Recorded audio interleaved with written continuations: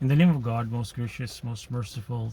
Today was Friday, and I had the turn to do the sermon, and my topic was dyslexia. And I'm going to kind of combine some part of that sermon with this video because some of the stuff was not very clear. So, the reason for this topic was to bring some sort of awareness about this condition. And the main thing is about that what I felt that I had due to this condition. What was the positive about it, and what can I kind of as much as possible to bring a vivid picture of what I see in the Quran, just to reflect some of the stuff. And so dyslexia, let me give you the definition of it. It's a learning disorder that makes it difficult for a person to read, write, and spell or recognize word correctly, even though their intelligence is normal and they have had normal education opportunities. So I saw a movie, Indian movie called Tare Zameen Pe. So in that movie, there was a boy who was suffering with this problem where he had a hard time reading. Whenever he see the words, they're like floating away, and it was very difficult for him to read. His father was very tough on him that you are not succeeding as your brother is doing, and he's always he was having a very difficult time with his father, that you put him in the like in a school situation where he has to live there, that kind of something. So when I saw that movie, and from as I was growing up, and some things, and even though they were making the second movie and they talked about this condition, and I kind of start realizing I think I had those things. I was struggling to read when I was growing up. I had difficulty spelling, and some of you guys have seen my conference speech. I talked about spelling. I have this I have hard time writing and reading, writing, and spelling, to the point where sometimes my teacher will randomly pick someone to stand up and read a paragraph. It would be like a nightmare for me to read a paragraph because I was a very slow reader. We will rent novels, me and my sisters, and they will read it in one day. When it's my turn, I will take like 4, 5, 6 days to finish the same novel. No matter how hard I struggle, I'll read slow. At that time, I thought it was normal, but there was something in the background that was going on that I didn't realize at that time, and I thought it is normal. And now that when I see that, it was something different, because whenever I talk about any verses of the Quran with somebody, they don't see the exact picture what I'm trying to bring it to the table. The vivid picture that I'm seeing, that they don't see it. And that's why it was difficult for me to connect with people. Like when I would read the verse, and I'm like, don't you see this? Don't you see that? And they were like, so the thing is that we process information differently. We are all, many people are like that. We are visual thinkers. Some people are, they take information as it is, or there's maybe other ways to process information. So for me, it was visual part, the visual part that is in the back of your head, brain, process all that information. So whenever I was reading, it will take the information and process it, and will make a vivid picture or a movie that will be playing in back of my head, which I thought it was normal. To the point it will paint such a vivid details, like give you a scene, as I still remember from those novels. There were like these people are walking near the park, on the footpath, and as they're walking, the brain kicks in. I mean, everything I'm reading, it is painting a picture to every detail. Like there's a cracks on the road, cars passing by, even the leaf falling from the tree. As I walk and as I read, it will continuously paint a picture. Like nowadays, you give AI a command and it will generate an image or video for you. So it was happening in the back of my mind, and I thought it was normal. then there will be those the people will be walking and they see a cafe house, and they'll say, let's go and have a cup of coffee, and the brain will kick in and they will, like giving AI command, make a picture of a cafe. It will like vivid detail of the carving, the neon sign lighting up and with different colors. Everything was so much in detail. Now I talked to, after that sermon, one of the guy came to me and I say, I can do the same thing. I can visualize when I read. I said, great.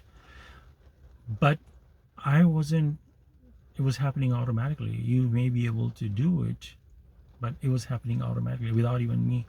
So in your life, if you're lacking something, don't feel bad.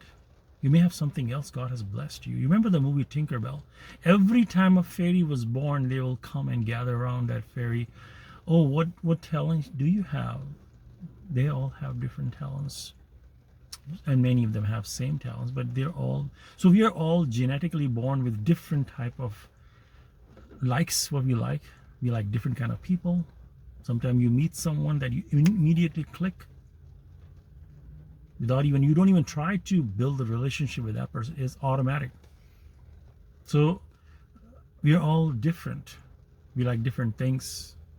So in that movie, that sometimes the awareness was, sometimes the parents will force their kids to be, look at your elder brother, he's doing so much good in this and this field and that field, you should do the same thing. Not know, they don't understand that maybe this child is different. So some kind of that kind of feeling that I was under pressure too from my parents in that sense too. But I would struggle so hard. I mean, right now I can read, but it took me such a long time to practice over and over and over. And even though when I read, I have to read before, when I do the Quran studies or anything like that, I have to read. We do on the Friday, after the Friday prayer, we do the Quran studies. Everybody read 2 or 3 verses. And even up to now, when my turn is coming up, I'm like seeing 2 people left before me, and I'll glance ahead of time to see what possibly be the verses that I'm going to be reading. So I will read, I'll practice those, so I don't stutter or slow down or those kind of things. But still, sometimes I still stuck in the words. I cannot connect next word, and I'll stop. So I'm not saying that I had that kind of dyslexia or something, but it matches with it. So, but there's no intellectual deficiency in you. If you are into this, it's just you have difficulty in something. Your brain is still capable of doing just like a normal person. And if you read further, if you go chat GBD, it'll give you more detail how to overcome your weaknesses. Similar way, I mean, God is telling us in the Quran, we are born with different kind of call it a disability or weaknesses. These are our weaknesses: jealousy, hatred, and Satan is our enemy, and all those things are clearly labeled, and God is giving us the tools how to overcome your weaknesses, to be a better and better person in this life, to be able to be eligible to go to heaven. I mean, you have to prove yourself that I'm worthy of going into heaven. So God is sending us here to prove yourself that you're going to, first, number one, you're going to worship the Almighty Creator, you're going to follow His commands, and you're going to improve your behavior yourself. How some people are born with the tendency to have more anger. Maybe that's their challenge, to overcome the anger issue. Some people are generally born very polite. They may have a test to see you are blessed, like a Tinkerbell thing. You are blessed with such a kindness. If you're going to treat other people rudely, then that's going to be a problem, because you're genetically blessed with kind behavior. So you have to be kind with, I mean, all that is just giving you just roughly on the surface. There could be a lot of other things we are born with. And then what are our strength? Somebody who's easily get angry, maybe he has some other strength to compensate for that weaknesses. I used to play a game called Sims. So you only get so many points when you create a character. You think about all the list, and I want to make him this much cooler. This person has this much anger, and you give plus and points until you run out of the points. And then if you have created 2 different characters, one will have more ability in something and the other one will have other. So something I will do, like make a couple, husband and wife, and you can make a husband more little bit more short temper, and the wife will be more cooler, or wife would be more temper and cooler, and all kind of balance it out, so this marriage will work. Some giving you a roughly example. One will be good in cooking, one will be cooking and cleaning, and all that kind of stuff. So that was the awareness that if you think that you are suffering in something, explore yourself. What good are you in? That was one reason. And the other reason was to take you a journey with me to a visual Quran, to see a visual picture as vivid as possible I can, to bring it on the table and take you on a journey. I know it's impossible, but with my expression or something, like tell you what it is. Sometimes I read the Quran and the Day of Judgment, I read it and the brain immediately kicks in, and a Day of Judgment is created in the head. A very horrible picture. People screaming, running around, loud, chaos, and on and on and on and on. There's a guy in the conference, for those of you who are blessed to join the conference, I don't know, they posted it online, Mr. Hamid, and his project is to make Quran visual, and that kind of thing I'm talking about. A visual Quran where you read and you see the picture. But like with me, mashallah, it was happening automatically. And then the guy that came to me after the sermon and said he can create it. So that combined both those things, that if I have genetically is automatically creating, and maybe if you can create an image in your head when you read, that's a blessing. So read Quran in visual will paint a better picture. For example, if I tell you a horror movie like The Ring, suppose, you may be a little bit scared, but imagine if you have to watch that movie in the middle of the night alone by yourself. It'll make you so, you probably won't be able to watch it. Maybe you have a bigger heart, maybe you can do it, but I can't. I will need a lot of people in the room. And like, I've watched a lot of scary movies in the movie theater. And towards the end, after the middle of the sermon, I talk about some of the verses, which I can, inshallah, I'll put those into this end of this video. And as I talk about those verses, I want you to practice those verses and create an image of heaven and hell that I talk about, like the Sheba's palace. As she was walking in her palace, and it was crystal marbles and all those were created in that video, that she lifted her dress. It was so you can imagine yourself, and not just reading it, creating an image, connecting with the verses, the Quran as it speaks with us. Sometimes we read so fast, and we're like, I read 2 surahs today. I read 20 pages today. But how much was that in process? It's just reading words if it doesn't get digested or processed, it's like eating a food and just spitting it out. It doesn't get through your stomach and your intestine, and the nutrients are absorbed, and then you get some energy out of it. Compared to that, it's just you eat, and some people, they throw up. So when we read, we have to process, we have to extract what is said in here, and every time we do that, we learn new things. We recall what we had learned before. We remember things because we forget. So we remember, we apply those things, we process those information, we give a visual picture, we learn much. We learn in a much better way and environment. So that was the reason I made a topic about the dyslexia. And let me see what else I can. There was and so there's one example I give you, which is in the sermon, that taking any information, basically, like we have roughly 300 stars in our galaxy. There are 400 million sextillion stars in the whole universe. That's number 4 with 23 zeros. And each number of that, each unit of that is equal to 1 star. So I'll add that into in this. So, but imagine that. That's a massive number. Those who know mathematics, if you have like 1 trillion, that has 12 zeros. 400 million sextillion has 23 zeros. So when you have 1 trillion with 12 zeros, at that point, if you add any zero, this number is multiplied in manifold.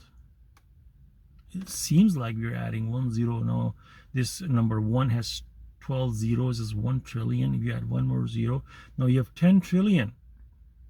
You made that number 10 times more. Then you add one more zero. So you took that 10 million, you multiply by another 10. That's become 100 trillion. And I talked about the US debt was a 38 trillion, and 38 trillion, it seems so big, but each unit of that 38 trillion is $1.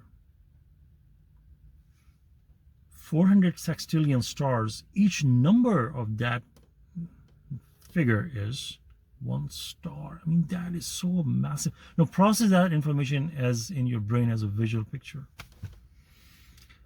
It is incredible. This is how awesome the creator of the heavens and the earth is. Praise be to God, the Lord of the universe. We worry about worldly life, this and that.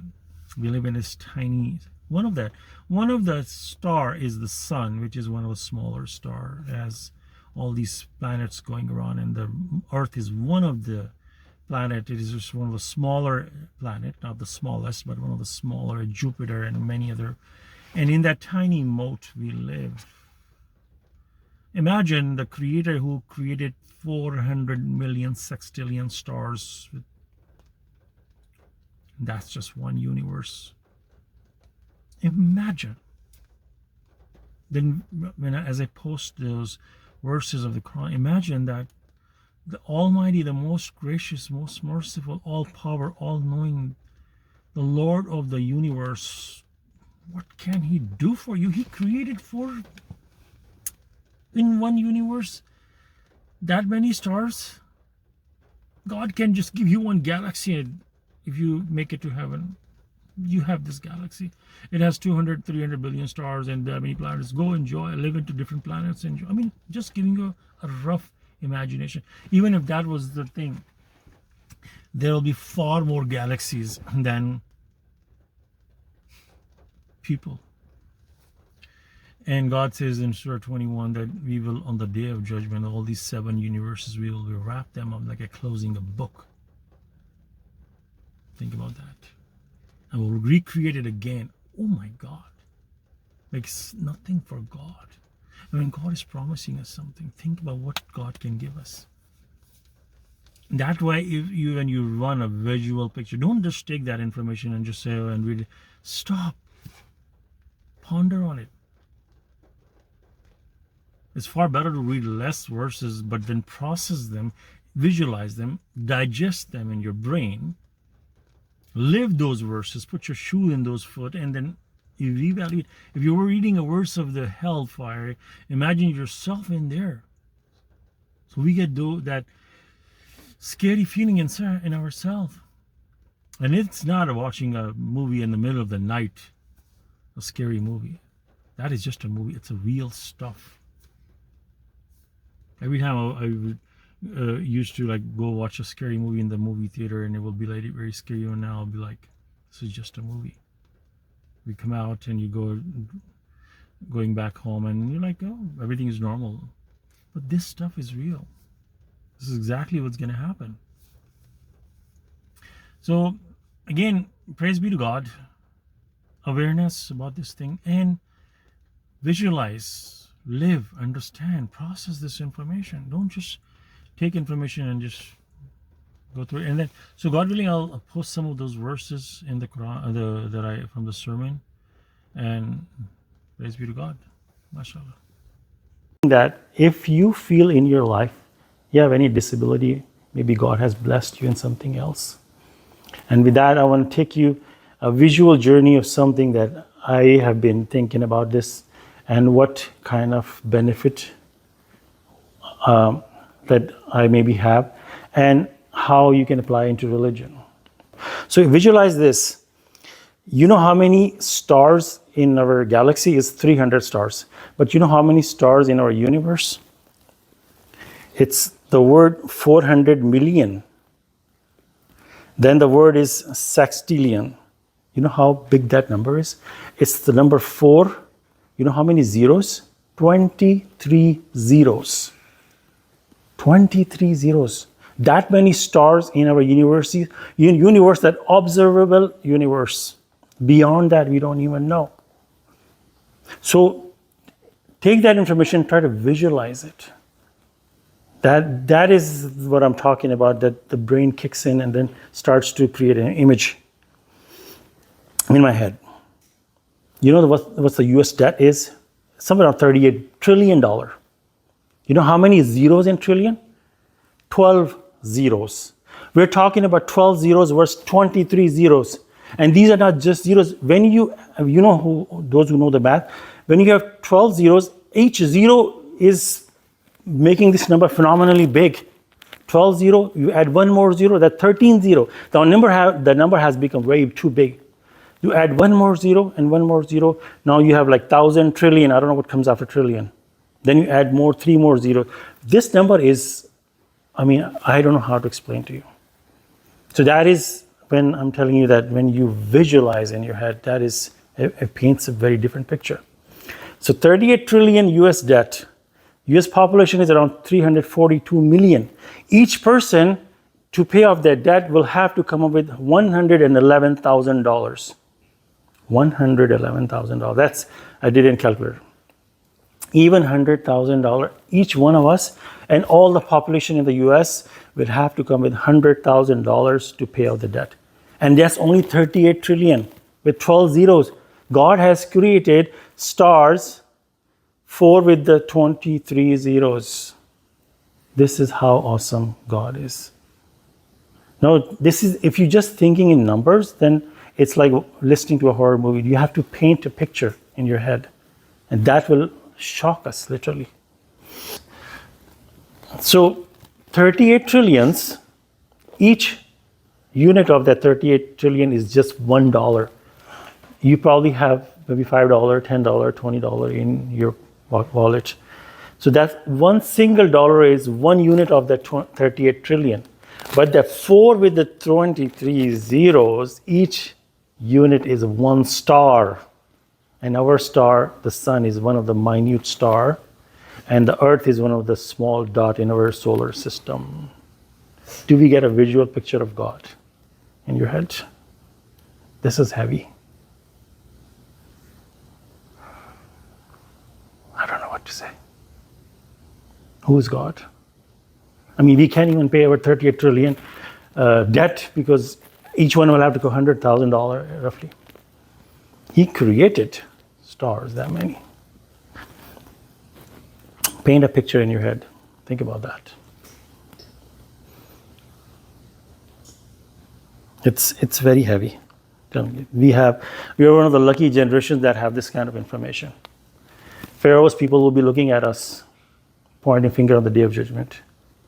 Why didn't you believe? Mashallah, we're submitters, but just generally on the population, what was the reason?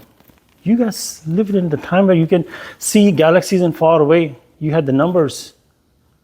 You had the miracle of 19 and on and on and on and on and on. We can't even point finger. People of today's generation will be face down on the day of judgment, and even probably in front of Pharaoh's people, because we have what they couldn't even possibly think. Pharaoh, look at what he says, oh, Haman, build me a tower. I want to climb on that to see Moses' God. I think he's lying. I'm paraphrasing that verse. He didn't even have a concept of what is out there. He wants to build a tower.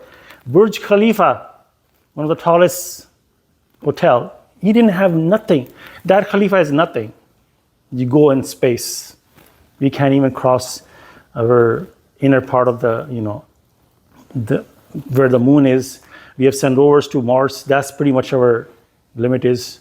We have sent some to, we are still in our solar system. We haven't even crossed the solar system, let alone galaxy.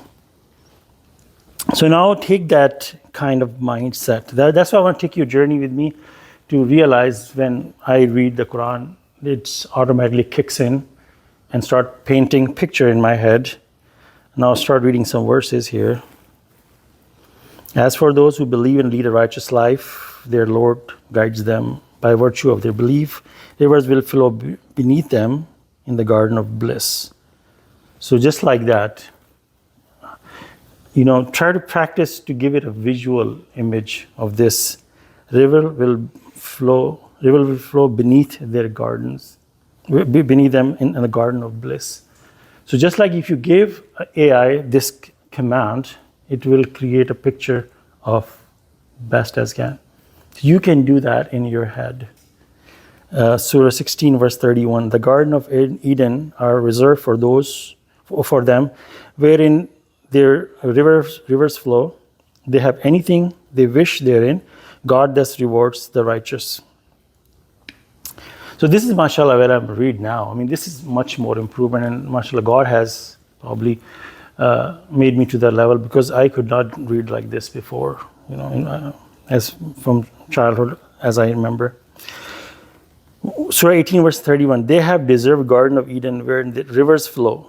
They will be adorned therein with bracelets of gold, and will wear clothes of green silk and velvet, and will rest on comfortable furnishing. What a wonderful reward, what a wonderful abode. But we don't need to read fast, I think, but we need to see what's the messages.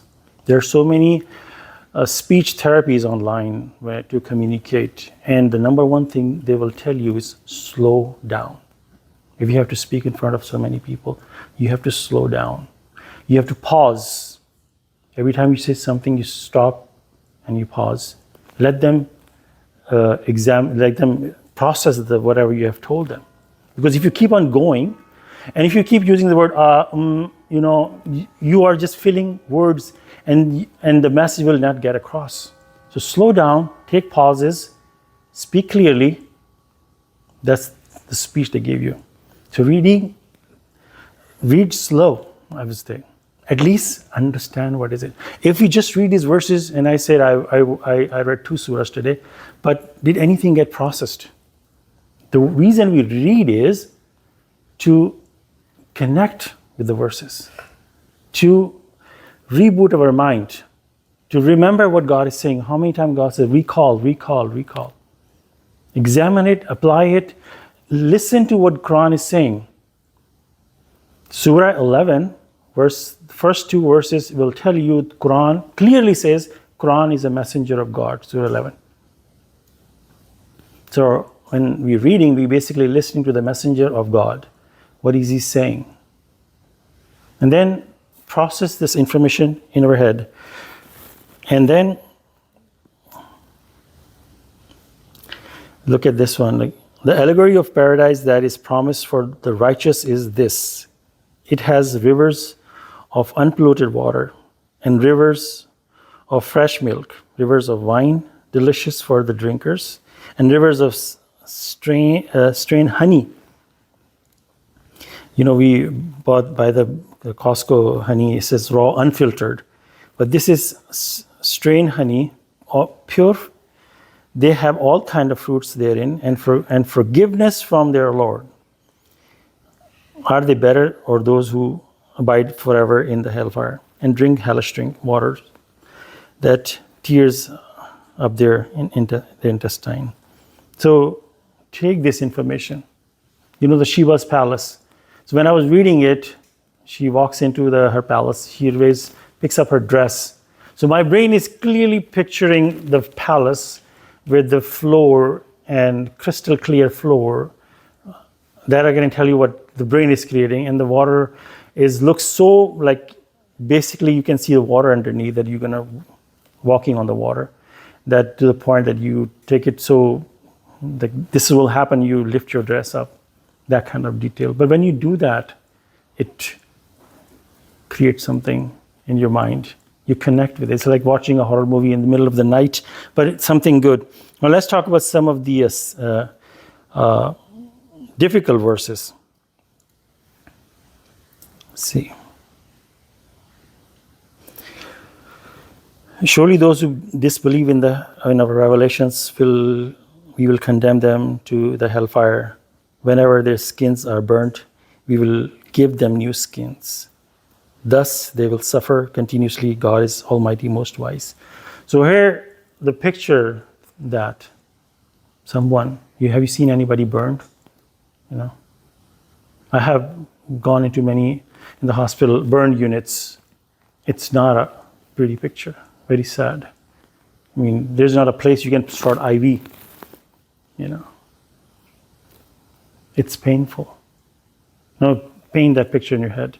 So the reason we visualize Quran, there's a guy in conference, he wants to make a visualized Quran. Why is that? You remember the guy? He's trying to work on that. So we can see the Quran in visual and be able to. So that we can do in our head. Practice. This really changes so many things. And then Surah 9 verse 35, the day will come when their gold and silver will be heated on the fire of hell, then used to burn their foreheads and their sides, their sides, their backs. This is what you hoarded for yourself, so taste whatever you have hoarded. Now imagine that the sedentary, Surah 981, because I'm just going to paraphrase, they don't want to obey or something. They say it's too hot outside. God says, say the fire of hell is much hotter, if they could only comprehend. How terrible is hell? Here are two parties feuding with regard to their Lord. As for those who disbelieve, they will have clothes of fire tailored for them. Hellish liquid will be poured on top of their heads. So let's tell AI of our brain to create me an image of that. Let's process this. Are we just going to read through it, or are we going to stop what did just the messenger of God said? The messenger of God said this. What does it mean? Put your foot on their shoes. And this is not in the middle of the night you're watching a horror movie. This is real stuff. God is telling us the real stuff. This is going to be on the 8th universe that God is going to create on the day of judgment. And absence of God is another form of hell. So all this information is coming from, I was shocked. We just thought Quran is a messenger of God, but Surah 11 verse 1 and 2 clearly tells us, 1, 2, or 3, there's a heading says, Quran, the messenger of God. And there's a reason, if you examine those verses, there is a reason why that headline says Quran is a messenger of God. There's a place in the middle of the hell where the fruits are the devil's head. Because God is painting a picture so we can examine, and people will be so hungry that they will run towards that tree and they will grab those fruits from that tree in the middle of hell. The shape of the fruit is like a devil's face. We have Halloween going on right now, and you see a lot of scary creatures. So just imagine a picture in your head. There's a tree, and then what would it take for anybody to pick up that fruit from the tree and eat it, which is bitter, which tastes horrible? Why would anybody do that when someone is extremely hungry? People when you watch Walking Dead, when they're really, really hungry, they will open a can of something which is expired and they'll eat it. People will go to that extent. You are so thirsty that you are in the middle of the jungle and the water is not clean, we will drink it. Things like that. So that's the reason, mashallah, I want to bring this awareness. If you have something, disability or some kind of lack, may God have blessed us something else. So always